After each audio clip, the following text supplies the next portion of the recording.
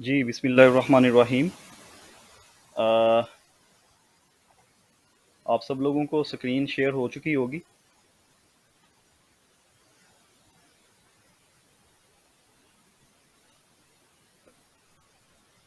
मेरा नाम मोहम्मद अबू बकर सिद्दीक है और आज ये कंप्यूटर एप्लीकेशंस का कोर्स आपके लिए ऑनलाइन स्किल्स ग्रिड की टीम की तरफ से मुतारफ़ किया जा रहा है।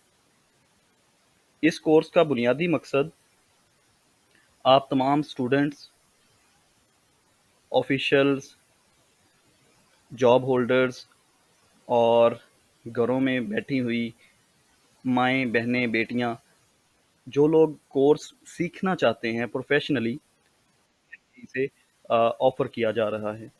इसके अलावा वो लोग जो ऑलरेडी काम कर रहे हैं माइक्रोसॉफ्ट ऑफिस के ऊपर, उनके लिए एक रिवीजन सेशन के तौर पर रमज़ानुल मुबारक के महीने में हमने एक फ्री सेशन ऑर्गेनाइज़ किया है।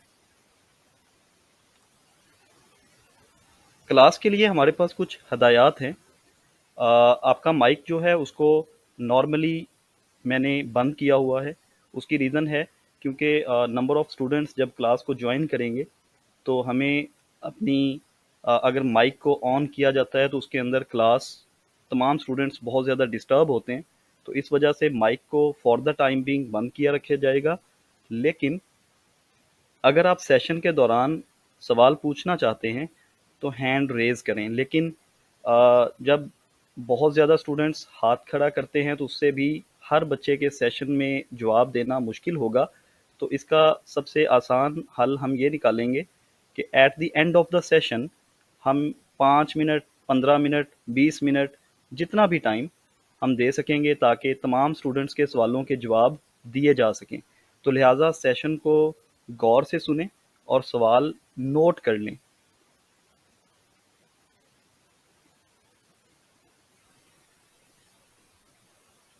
ये ट्रेनिंग क्यों ज़रूरी है?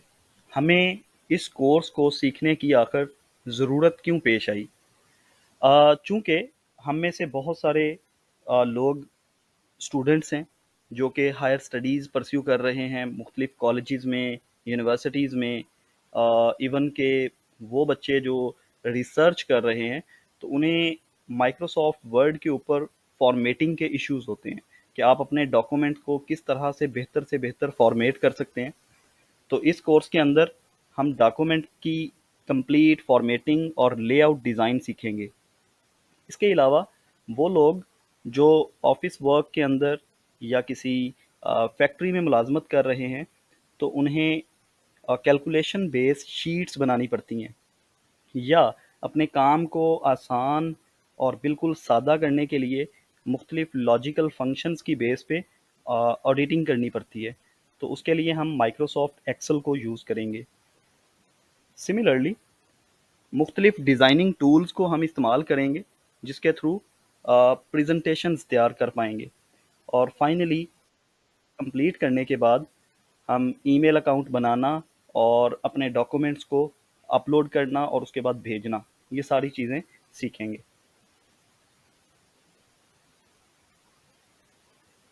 इस कोर्स के अगर मैं आपको मॉड्यूल चेक करवाऊँ तो हमारा जो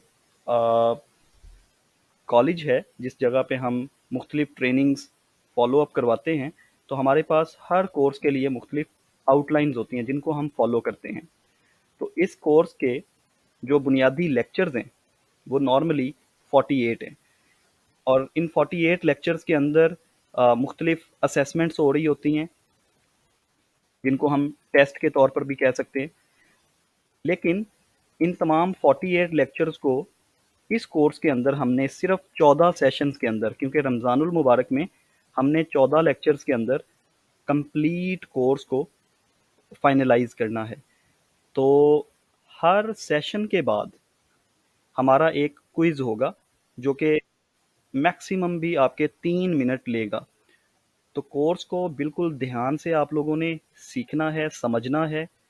कोर्स के बाद मेरे साथ आप लोगों का एक क्वेश्चन आंसर सेशन होगा जिसमें आप मुझे सवाल पूछ सकते हैं और सेशन कंप्लीट होने के फ़ौरन बाद मैं आप लोगों को बल्कि थोड़ी देर में क्लास की एक आईडी दूंगा व्हाट्सएप ग्रुप में।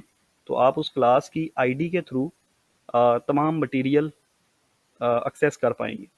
और वहीं पर आपको डेली बेसिस पे हर क्लास के बाद एक क्विज़ शो होगा, और उस क्विज़ के अंदर आप लोगों को व्हाट्सएप पे एक रोल नंबर इशू किया गया है। उस रोल नंबर को आपने हर क्विज़ के अंदर मेंशन करना है और उसको परस्यू करना है। तो आज का जो सेशन है, इसमें हम 3 लेक्चर्स फ़ॉलो अप करेंगे। Lecture number 1, introduction to computers. तो हम कंप्यूटर्स का इंट्रोडक्शन देखेंगे, कंप्यूटर काम कैसे करता है, कंप्यूटर के हिस्से कितने होते हैं। और इसी तरह सेकंड लेक्चर में हम देखेंगे टाइपिंग स्पीड को किस तरह से इन्हांस किया जा सकता है, और किस तरह से आपको अपनी फिंगर्स जो हैं वो कीबोर्ड के ऊपर प्लेस करनी चाहिए।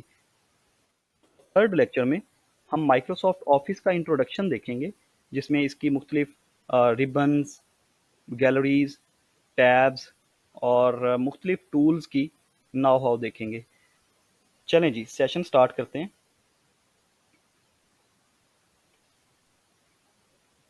कंप्यूटर क्या है? आज हम अपने सराउंडिंग में कंप्यूटर को हर जगह इस्तेमाल होता देख रहे हैं। यहाँ तक कि आपके स्कूल्स में, यूनिवर्सिटीज़ में, दफातर में, फैक्ट्रीज़ में, या इवन के छोटी छोटी शॉप्स पे भी अगर आप जाएं तो आपको हर जगह पे कंप्यूटर नज़र आता है। और कंप्यूटर को मुख्तलिफ़ जगहों पर मुख्तलिफ़ मकासद के लिए इस्तेमाल किया जाता है। तो यहाँ पर चंद एक बुनियादी मकासद बयान किए गए हैं कि कंप्यूटर किस तरह की मशीन है और ये काम कैसे करती है। कंप्यूटर इंसान से बहुत तेज़ी में बेहतरीन और दुरुस्त हिसाब किताब करता है, बहुत बड़ी मालूमात को महफूज और तरतीब करता है। मुख्तलिफ़ डिवाइसेस जैसे कि मुख्तलिफ़ मशीन्स, टेलीफ़ोन, या कोई भी टेक्निकल डिवाइसेस जो हैं उनके साथ कनेक्शन और कम्युनिकेशन करता है। इसी तरह डिजिटल मवाद, आज के दौर में आप देखते हैं कि डिजिटल डेटा आपको हर जगह पे नज़र आ रहा है। मसलन अगर मैं बात करूँ, मुख्तलिफ़ लोग अपनी वीडियोज़ रिकॉर्ड कर रहे हैं, साउंड रिकॉर्ड करते हैं, कंटेंट राइटिंग के लिए इस्तेमाल करते हैं। तो हम मुख्तलिफ़ किस्म के डिजिटल डेटा को तैयार करते हैं और उनके अंदर मुख्तलिफ़ चेंजेस करते हैं। और इसी तरह कंप्यूटर मुख्तलिफ़ सॉफ्टवेयर प्रोग्राम्स चलाता है। आज के दौर में आप देखते हैं कि बड़ी ऐसी एप्लीकेशंस आ चुकी हैं जो कि इंसान से कहीं स्पीड में कंटेंट राइटिंग कर रही हैं, वीडियोस बना रही हैं। मतलब एक तो आप खुद वीडियोस रिकॉर्ड करते थे, लेकिन आने वाले दौर में कंप्यूटर आपके लिए वीडियोस रिकॉर्ड कर रहा है। इसी तरह प्रिंटर्स, कैमरा और मोबाइल फ़ोन के साथ कम्युनिकेशन बनाता है, और फाइनली प्रोग्रामिंग के ज़रिए मुख्तलिफ ऑपरेशंस को परफॉर्म करता है। अब हम बात करते हैं कंप्यूटर के अंदर कौन कौन से मेन कंपोनेंट्स होते हैं। कंप्यूटर के अंदर दो मेन कंपोनेंट होते हैं, एक होता है हार्डवेयर और दूसरा सॉफ्टवेयर। हार्डवेयर एक ऐसा फिजिकल कंपोनेंट है जिसको हम देख भी सकते हैं और छू भी सकते हैं। जैसे कि ये आप लोगों के सामने एक माउस, कीबोर्ड, मॉनिटर, सीपीयू, जिसको हम सेंट्रल प्रोसेसिंग यूनिट भी कहते हैं। तो ये तमाम चीज़ें जो आपको फिज़िकली नज़र आ रही होती हैं, जिनको आप अपने सामने रख के इस्तेमाल करते हैं, इनको हम हार्डवेयर बोलते हैं। फिर बात आ जाती है सॉफ्टवेयर। सॉफ्टवेयर एक तरह का ख़याली कंपोनेंट होता है, जिसको हम वर्चुअल कंपोनेंट भी कह सकते हैं, जिसे आप देख तो सकते हैं, लेकिन आप उसे छू नहीं सकते। ये ऐसे ही है जैसे इंसान के जिस्म में अल्लाह ताला ने रूह को ऐड किया हुआ है। तो आपका जो जिस्म है उसको हम फ़र्ज़ करें हार्डवेयर तस्लीम कर लेते हैं, और जो रूह है उसको हम सॉफ्टवेयर कह सकते हैं। तो वो सॉफ्टवेयर जब तक इंसान के जिस्म में मौजूद है, तब तक आप फंक्शनल हैं, आप काम कर सकते हैं। लेकिन जैसे ही आपकी रूह आपके सिस्टम के अंदर नहीं है, तो यकीनन आपका जिस्म किसी काम का नहीं है। तो इसी तरह से कंप्यूटर का सॉफ्टवेयर या ऑपरेटिंग सिस्टम जिसको हम बोलते हैं, जिसको हम विंडोज़ कहते हैं, जब तक वो कंप्यूटर में मौजूद नहीं है, तो इस हार्डवेयर का कोई फ़ायदा नहीं है। उसके बाद आ जाते हैं पार्ट्स। कंप्यूटर के कितने पार्ट्स हैं? मेनली कंप्यूटर के 3 पार्ट्स हैं। अब यहाँ पर मैं आपको एक क्लू दे दूँ कि आप में से वो बच्चे जो इस सेशन को बेहतरीन सुनेंगे उनके लिए एंड क्विज़ बहुत ही माकूल होगा। उन्हें किसी किस्म की दुश्वारी नहीं होगी और किसी किस्म का क्विज़ को परफॉर्म करते हुए प्रॉब्लम नहीं फेस करनी पड़ेगी। सो अगर आप अटेंटिवली इस कोर्स को सुनते जाएंगे तो आपके लिए क्विज़ परफॉर्म करना विद इन 2 मिनट्स आप अपना क्विज़ परफॉर्म कर सकेंगे। सो कंप्यूटर के 3 पार्ट्स हैं। Number first is input devices, processing unit, output devices. दुनिया में याद रखें, कोई भी काम है उसके अंदर हमेशा 3 मेजर पोर्शंस होते हैं कि आप कुछ ना कुछ इनपुट करते हैं, फिर उसके ऊपर कोई ना कोई प्रोसेसिंग होती है, कोई ना कोई मेहनत होती है और उसके बाद आपको कोई ना कोई फल मिलता है। तो आप चाहे कोई कारोबार ले लें, आप उस कारोबार के अंदर जब तक इनिशियल एफर्ट नहीं करते और उस एफर्ट को जब आप प्रोसेस नहीं करते, उसके ऊपर बारहा मेहनत नहीं करते, तो तब तक आपको आउटपुट नहीं मिलती। सिमिलर कंप्यूटर भी इसी अमल के ऊपर काम करता है। अगर मैं इंसान की एग्जांपल लूँ, तो आप किसी को अगर आवाज़ देते हैं, फ़र्ज़ करें आपने मिस्टर ए को बुलाया, आपने उसका नाम लिया, तो जैसे ही आपने उसका नाम लिया, तो उस बंदे ने सुना, वो जो सुना वो इनपुट था। उसके दिमाग ने सोचा कि अब इस सुनने के बाद मैंने क्या रद्द अमल देना है, तो उसके दिमाग दिमाग ने जो सोचा दैट इज़ प्रोसेसिंग, और उसके बाद उसने आपकी तरफ देख के जो जवाब दिया दैट इज़ आउटपुट। तो इसी तरह कंप्यूटर को हम कोई ना कोई इनपुट देंगे, कंप्यूटर उसके ऊपर प्रोसेसिंग करेगा और प्रोसेसिंग के बाद हमें एक फ्रूटफुल आउटपुट मिलेगी। अब हम इनपुट डिवाइसेस की कुछ एग्जांपल्स देख लेते हैं।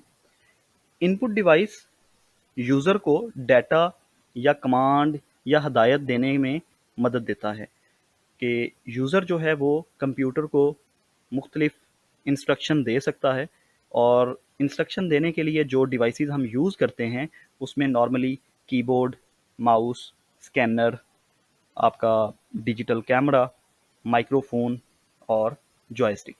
अब कीबोर्ड की मदद से आप कोई ना कोई की प्रेस करते हैं तो आपका डाटा कंप्यूटर में इन हो रहा होता है। माउस की मदद से, अब जैसे ये आपको माउस हरकत करता नज़र आ रहा है, तो ये मैं पॉइंटर की मदद से मूव कर रहा हूँ। इसी तरह स्कैनर में जब आप कोई डॉक्यूमेंट प्लेस करते हैं तो उस डॉक्यूमेंट की तस्वीर कंप्यूटर को इन की जाती है। इसी तरह अगर आप डिजिटल कैमरा यूज़ करते हैं तो उस डिजिटल कैमरा के थ्रू आपकी पिक्चर्स को कंप्यूटर में इन किया जाता है। माइक के ज़रिए आपकी आवाज़ कंप्यूटर में इन होती है और इसी तरह जॉयस्टिक से आप मुख्तलिफ़ किस्म की एंटरटेनमेंट और गेम्स खेलते हैं। तो दीज आर इनपुट डिवाइसेस। उसके बाद आ जाता है प्रोसेसिंग यूनिट।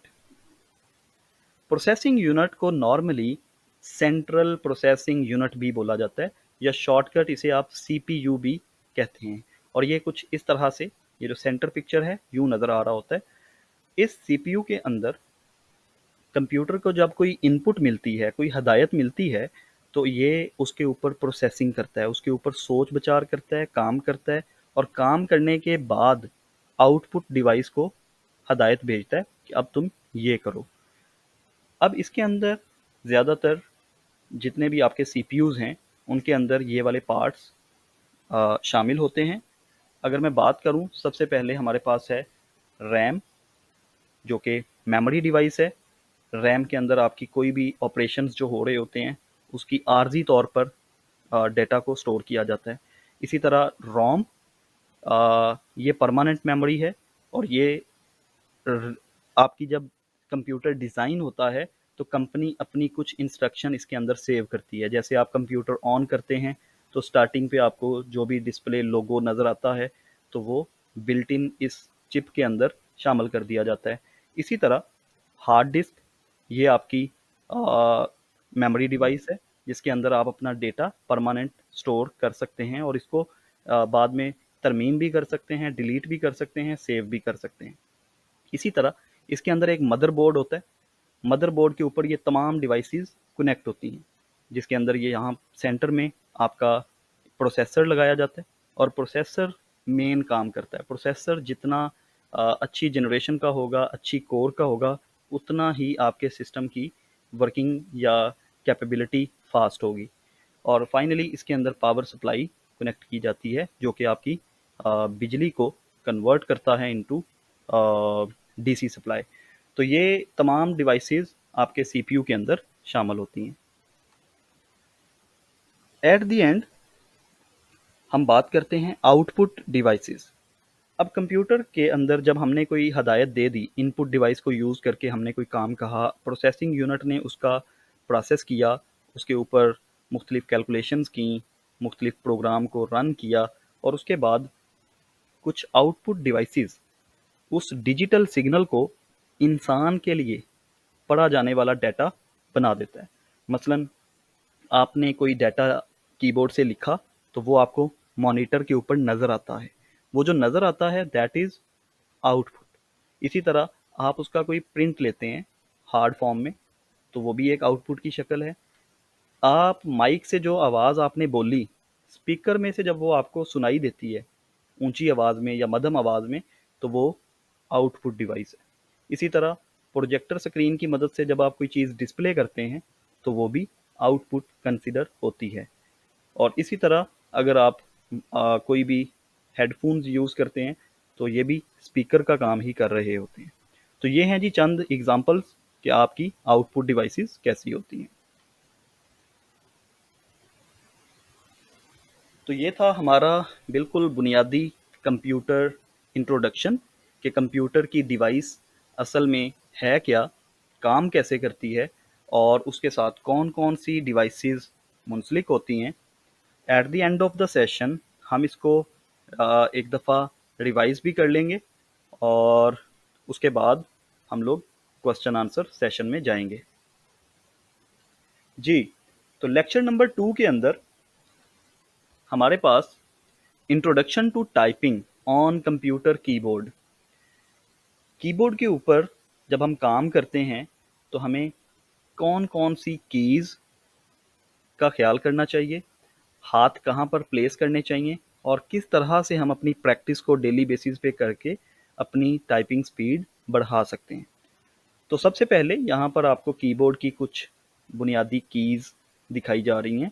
यहाँ पर कॉर्नर में टॉप लेफ्ट साइड पे आपको एक एस्केप बटन, सेपरेट बटन नज़र आ रहा होता है। इसको दबाने से आप किसी भी काम में बैक जा सकते हैं। मसलन कोई काम आप परफॉर्म कर रहे थे लेकिन आपको लगा कि मैंने ये काम नहीं करना या मैंने वापस जाना है, तो आप एस्केप कर दें। एस्केप का मतलब होता है कि आप वहाँ से बाहर निकल जाएं। तो जब आप एस्केप दबाते हैं तो कंप्यूटर आपको उस एप्लीकेशन से वापस ले जाता है। इसी तरह अगर आपने टॉप साइड पे कीबोर्ड पे ये जो कीज़ जैसे आपको नज़र आ रही हैं, ये 12 कीज़ होती हैं। इन 12 कीज़ का मतलब या नाम फंक्शन कीज़ होता है और इनको F1, F2, F3 और F12 तक नाम दिए गए हैं। इन फंक्शन कीज़ का काम ये होता है कि हर की के ऊपर कोई ना कोई फंक्शन परफॉर्म हो रहा होता है। अगर आप लोगों के पास कीबोर्ड लैपटॉप का कीबोर्ड मौजूद हो तो आपको फंक्शन कीज़ के ऊपर उस स्पेसिफिक लैपटॉप के लिए कुछ फंक्शन नज़र भी आ रहे होंगे। मसलन आप डिस्प्ले लाइट को मध्यम या ज़्यादा कर सकते हैं। किसी बटन के ऊपर आपको आवाज़ कम या ज़्यादा करने का सिग्नल मिल सकता है। किसी जगह पे आप कोई फर्दर लाइक वीडियो देख रहे हैं तो उस वीडियो को आप पॉज़ कर सकते हैं, मूव फॉरवर्ड कर सकते हैं। तो इस तरह के कुछ फंक्शंस जब आप परफॉर्म करवाते हैं तो इसी वजह से इन कीज़ को फंक्शन कीज़ बोला जाता है। ये जो आपकी यहाँ पर फंक्शन कीज़ के बिल्कुल नीचे जो आपको एक लेयर नज़र आ रही है, ये आपकी न्यूमेरिक कीज़ होती हैं, लेकिन इनको हम सिंबॉलिक कीज़ बोलते हैं क्योंकि इन कीज़ के ऊपर नंबरिंग भी होती है 1 2 3 4 5 6, लेकिन अगर आप शिफ्ट दबा के 1 को दबाएं तो ये आपका सिंबल भी लिखेगा। लाइक अगर आप शिफ्ट 2 दबाते हैं, शिफ्ट 3 दबाते हैं तो एक तो नॉर्मल बटन के ऊपर आपका नंबर आ गया लाइक 1 2 3 4 5 6, और दूसरा जब आप शिफ्ट को होल्ड करके रखें, शिफ्ट ये बटन है, इसी तरह शिफ्ट इस साइड पे भी बटन है। क्योंकि हमने लेफ्ट और राइट दोनों साइड पे हाथ रखा होता है, तो जो बटन आपने फ़र्ज़ करें 1 के साथ शिफ्ट दबाना है तो आप लेफ्ट हैंड को यूज़ करेंगे। अभी हम वो भी देखेंगे। तो यहाँ पर हमारे पास नंबरिंग भी होती है और उसके साथ सिंबल्स भी होते हैं। मसलन एट द रेट हो गया, आपका हैश हो गया, डॉलर साइन हो गया, परसेंटेज हो गया, ठीक है। तो इस तरह से मुख्तलिफ आपको सिंबल्स मिल जाएंगे। ये आपको मुख्तलिफ कीबोर्ड्स के ऊपर एक एरो मिलता है, लेफ्ट डायरेक्शन के अंदर एक एरो बना होता है या इसके साथ बैक स्पेस लिखा होता है। तो इसको हम बैक स्पेस की बोलते हैं। बैक स्पेस का मतलब ये होता है कि जब आप कोई डेटा लिखते हैं, अगर कर्सर की मदद से आप उस डेटा को रिमूव करना चाहते हैं, मिटाना चाहते हैं, तो आप इसके थ्रू मिटा सकते हैं। इन कीज के नीचे अगर आप देखें तो ये आपको QWERT इस तरह से ये जो 3 लेयर्स नज़र आ रही हैं, यहाँ पर टोटल अल्फ़ाबेट्स आपको नज़र आ रहे होते हैं। इन्हीं अल्फ़ाबेट्स की मदद से हम कीबोर्ड के ऊपर कंप्लीट इंग्लिश लैंग्वेज में या उर्दू लैंग्वेज में या किसी भी लैंग्वेज के अंदर हम टाइपिंग कर रहे होते हैं।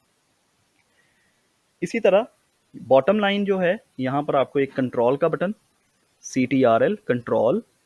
कंट्रोल का मतलब ये होता है कि इस बटन को और किसी और की के साथ जब मिला के हम यूज़ करते हैं तो हम कोई ना कोई फंक्शन डिक्लेयर कर रहे होते हैं, हम किसी चीज़ को कंट्रोल कर रहे होते हैं। इसी तरह इसके बिल्कुल साथ एक विंडोज़ की आ रही होती है और उसके साथ एक ऑल्टरनेट की आ रही होती है, ALT। ये आपकी लेफ़्ट साइड पे भी होती हैं और राइट साइड पे भी होती हैं।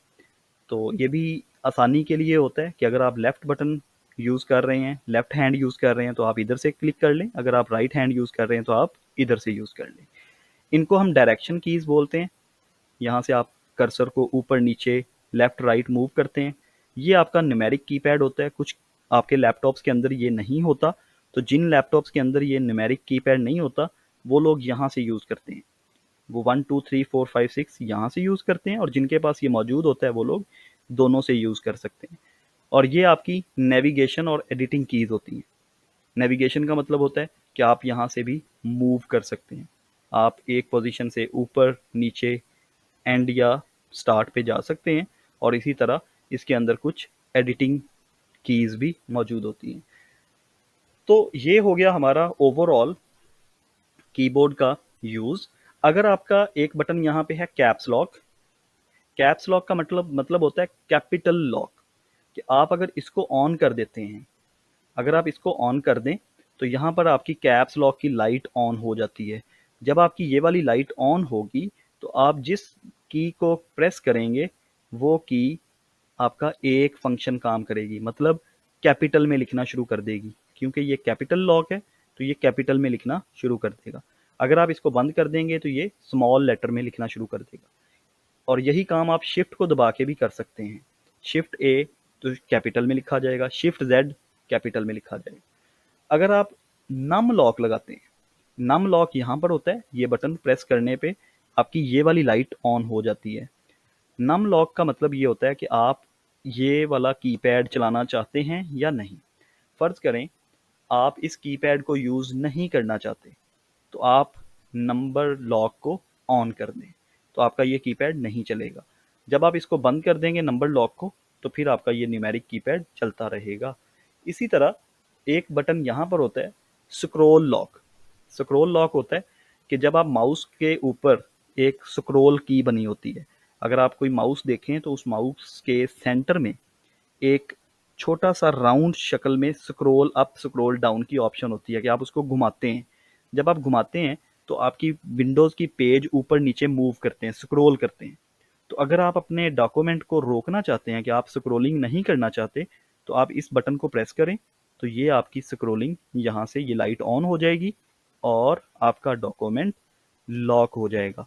अब आप माउस से चाहे अपवर्ड या डाउनवर्ड उसको घुमाते भी रहें, आपका डॉक्यूमेंट लॉक रहेगा।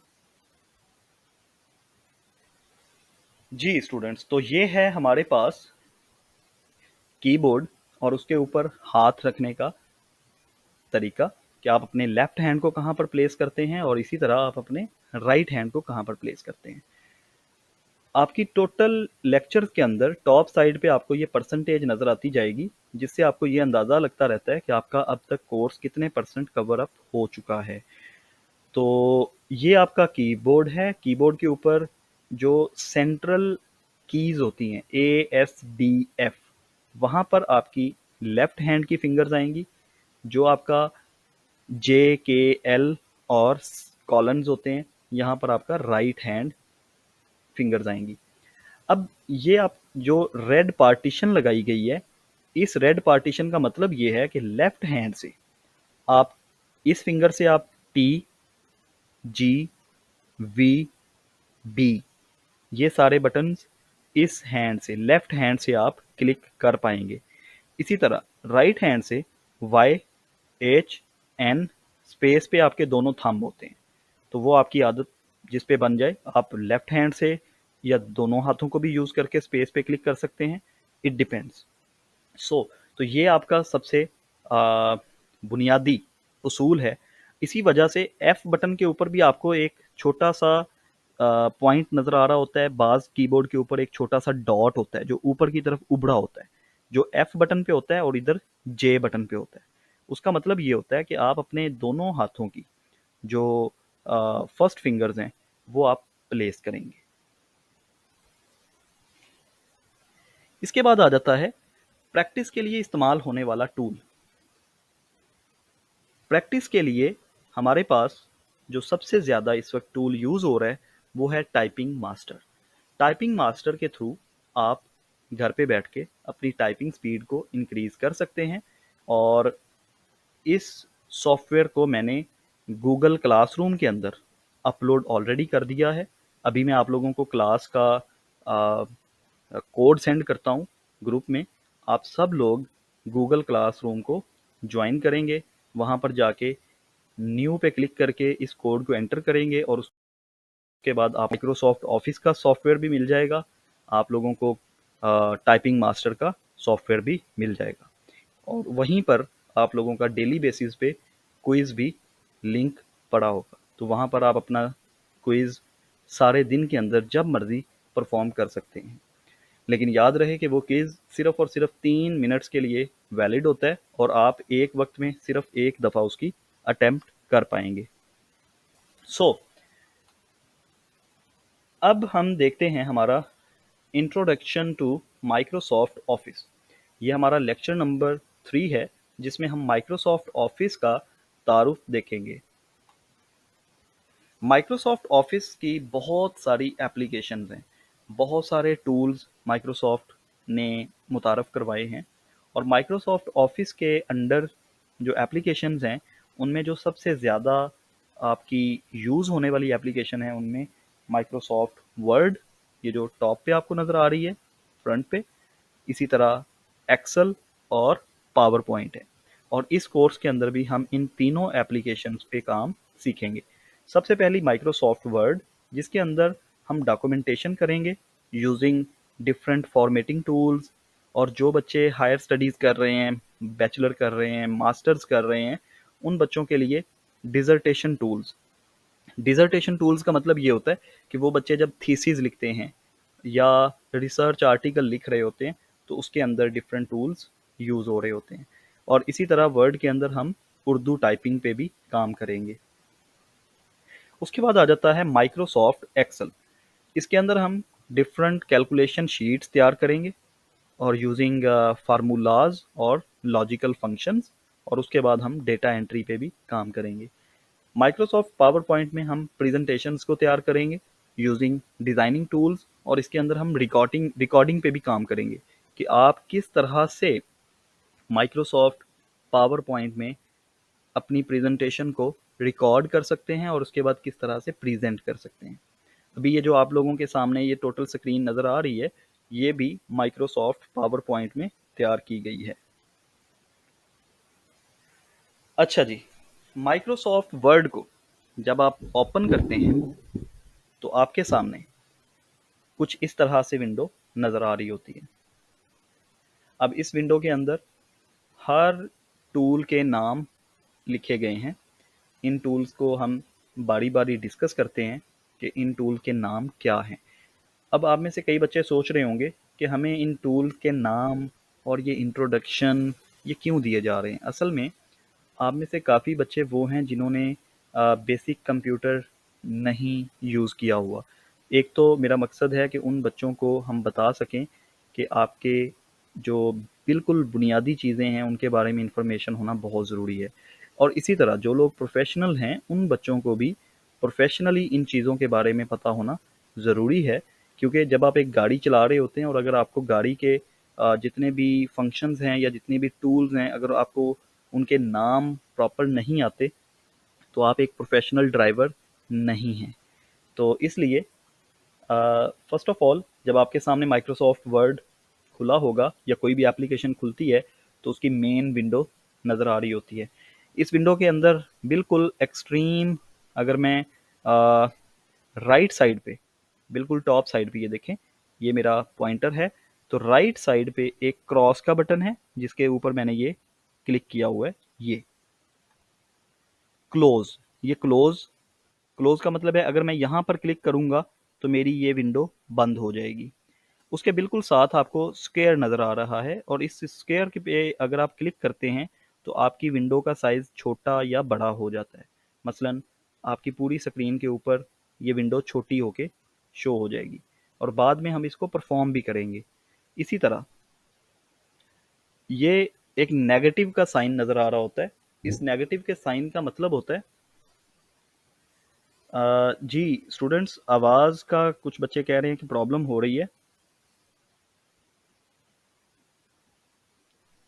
आई थिंक इंटरनेट की प्रॉब्लम की वजह से आवाज़ डिस्टर्ब हो सकती है, तो मैं ट्राई करता हूँ। आई होप कि आप लोगों को आवाज़ बिल्कुल सही आ रही होगी।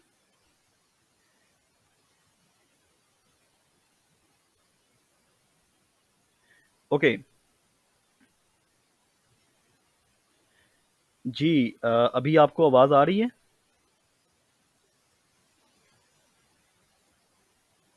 ठीक है। तो अगर आप इस नेगेटिव के साइन के ऊपर क्लिक करते हैं, ये बिल्कुल साथ ये वाला, इसका मतलब ये होता है कि आप अपनी विंडो को मिनिमाइज या मैक्सिमाइज कर सकते हैं। मिनिमाइज का मतलब ये होता है कि ये विंडो आपकी बिल्कुल नीचे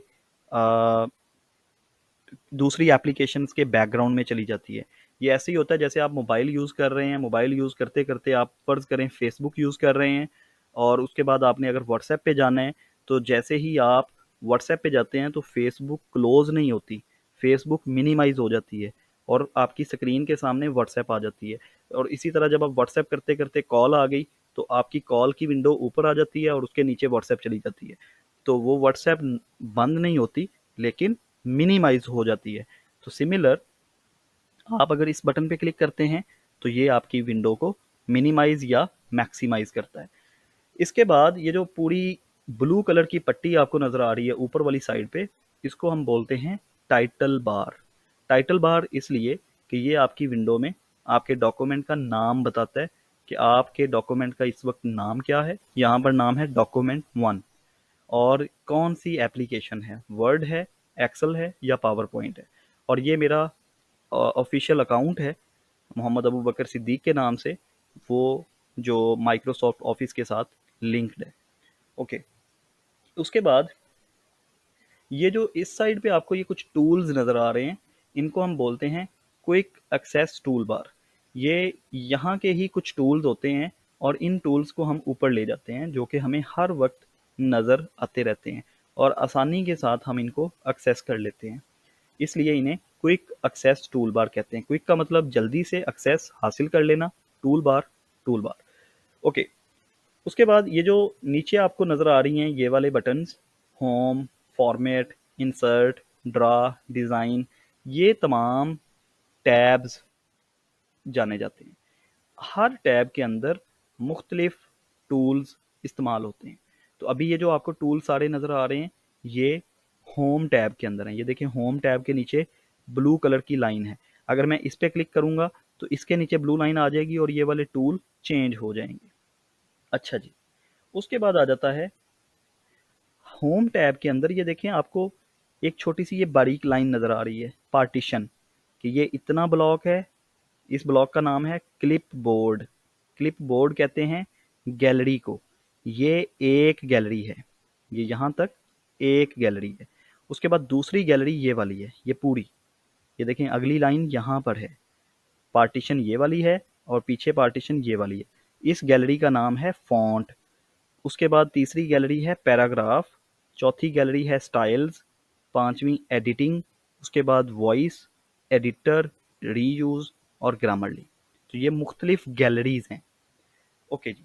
और ये जो टैब्स के बटन बने हुए हैं, ये पूरी जो आपको विंडो नज़र आ रही है, ये किसके ऊपर है? रिबन के ऊपर। इसको हम बोलते हैं रिबन। ये सारी जो आपको ऊपर नज़र आ रही है ना, ग्रे कलर की, ये सारी रिबन है। ओके जी।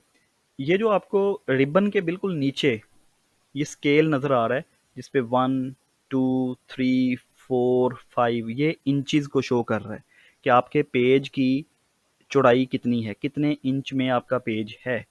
तो ये इंचज़ जो हैं, ये आपका रूलर है। इसको जिस तरह हमारे पास एक पैमाना होता है ना, स्केल होता है, उसी तरह से ये आपका एक स्केल है जो आपको बता रहा होता है कि आपके पेज की चौड़ाई 7 इंच है या 7.5 इंच है। इसी तरह ये रूलर हॉरिजॉन्टल साइड पे भी होता है और वर्टिकल साइड पे भी होता है, इस साइड पे भी। तो ये देखें, ये लंबाई बता रहा होता है और ये आपकी चौड़ाई बता रहा होता है। अच्छा जी। जब आप अपने पॉइंटर को, माउस के पॉइंटर को जब किसी टूल के ऊपर लेके जाते हैं और वहां पर जाके आप थोड़ी देर के लिए माउस को छोड़ दें, तो आपको इस तरह का एक बॉक्स नज़र आया करेगा। उस बॉक्स के अंदर उस टूल के बारे में इंफॉर्मेशन दी जाएगी कि ये टूल इस चीज़ का काम करता है। जैसे ये देखें, ये एक छोटी सी बाल्टी बनी हुई है। जब आप इसके ऊपर माउस लेके जाते हैं तो ये एक बॉक्स नज़र आना शुरू हो जाएगा। इस बॉक्स का मतलब, ये देखें लिखा हुआ शेडिंग। शेडिंग क्या कहते हैं? कि किसी चीज़ में बैकग्राउंड में कलर करना। तो कहता है change the colour behind the selected text, कि आपकी जितनी भी टेक्स्ट है उसके पीछे कलर चेंज कर देना। तो ये हम यूज़ करेंगे। अभी सिर्फ आप लोगों को इंट्रोडक्शन दे रहा हूँ, सिर्फ नाम बता रहा हूँ टूल्स क्या क्या कहलाते हैं, ताकि हमें आइडिया हो जाए और अगले सेशंस के अंदर हम इन टूल्स के ऊपर प्रॉपर काम करना शुरू कर देंगे। उसके बाद आ जाता है जी, ये पॉइंटर कहलाता है माउस का।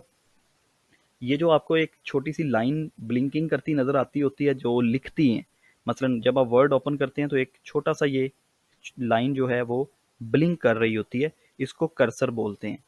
और ये जो बिल्कुल बॉटम लाइन ग्रे कलर में आपको नज़र आ रही है, ये वाली, इसको बोलते हैं स्टेटस बार।